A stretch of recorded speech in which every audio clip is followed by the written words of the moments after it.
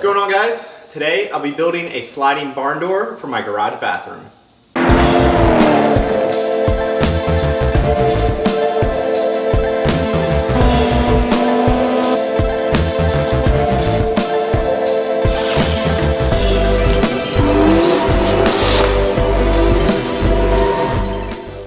Alright guys, so first off I wanted to mention why I'm going with the sliding barn door. If I went with the hinge door and it opened in, there just would not be enough room. And then if the hinge door opened out, it would just be sitting out here in the way.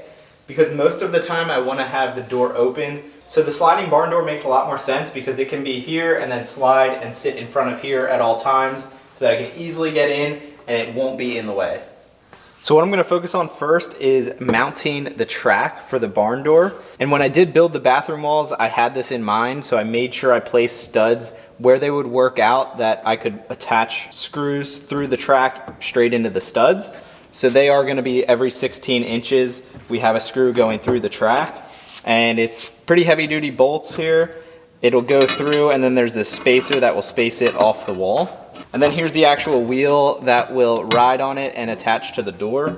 And I found this kit actually pretty cheap. I think it was around $40 on Amazon. I'll put a link to it below. I can't comment on how great it is yet because I don't have it installed, but so far looking at it, it does seem pretty solid.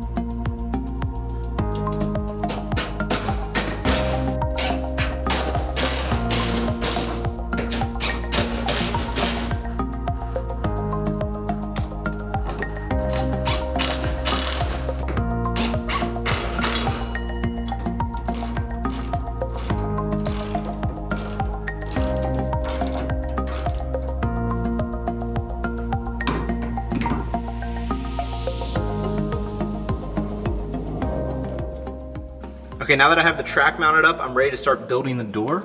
And this is gonna be my basic construction. Pretty simple. I'm using 1x6s, and those are actually 3/4 by 5.5. So I'm gonna be using 7 of those vertically. That will get me to 38.5, which is great for my opening. My opening is 32.5, and so that'll give me a nice overhang on both sides. And then to connect them all together, I'm planning to do a top and a bottom plate. And then mostly for looks, but a little bit of rigidity too, I'm doing this diagonal as well.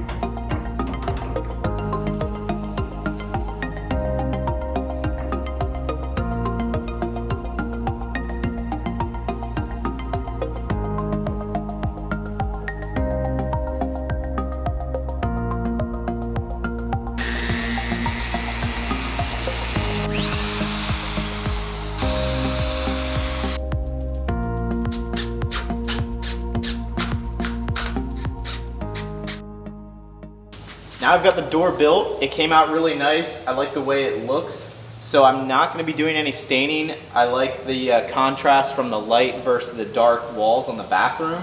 So now I'm just going to do a little bit of sanding, get rid of some of the sharp corners, and then I'm going to be applying a satin polyurethane to the whole thing. And that will protect the wood and make it a lot easier to clean.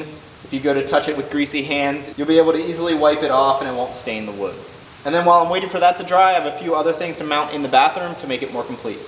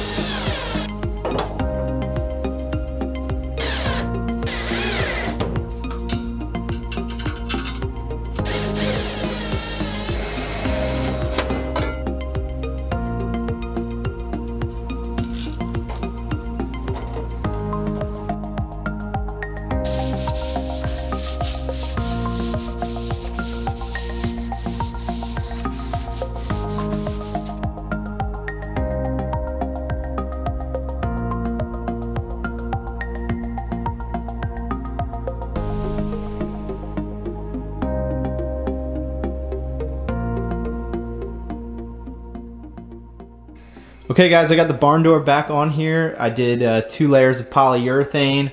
That looks pretty nice. I did use satin, so it's not super shiny, which I think matches the look. I did end up putting satin polyurethane on the walls here as well.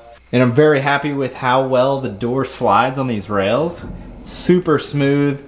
You just have to touch it and it will slide.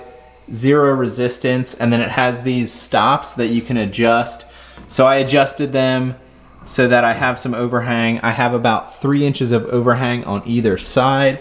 And I did that since there is a gap. You know, you don't want to have it right at the opening because then you could see in pretty easily. And here at the bottom, what I did was this outer piece, this outer horizontal piece, I mounted it a little bit lower than the rest of the door. And that was so I could install this little piece here. So that's basically a little T-bracket that you bolt to the floor. And what you can do is make a channel in your wood. I didn't really have a good way to do that. You should do that with like a router or a table saw.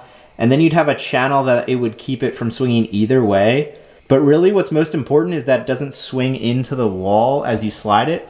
Because if it did, it would make marks on the wall. You'd potentially hit the edge of the wall when you go to close it, like over here. So this keeps it spaced away as you slide it, so that there's no potential of it hitting the wall and marking it up.